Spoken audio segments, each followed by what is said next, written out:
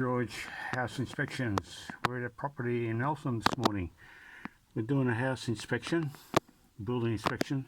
We're in the subfloor here, and I don't know whether you can actually see, but the ductwork's coming through from the top. The plumber or the installers have cut the floor joist there.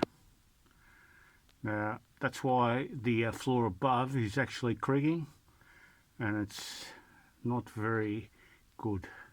So that's going to require to be rectified pretty quick. And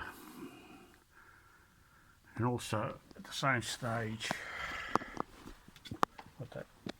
what the plumber's actually done also is under the bathroom, he's put in his waste. He's put in his waste pipe, and he's cut the floor joist again. So it's been cut.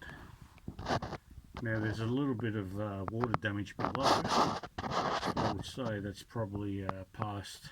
They probably fixed it in the meantime. Now, can you see? I don't know whether you can see, but there's a approximately 4 mil gap from the top of the floor joist to the yellow tongue flooring above. Now that's going to be rectified as well pretty quick, because it's just bouncing around when you're standing above. And why the plumber would do this is just crazy. But unfortunately, these are some of the things you find when you're doing a pre-purchase inspection. You just never know. It's so important to do a pre-purchase inspection and a pest inspection at the same time. Just not worth it.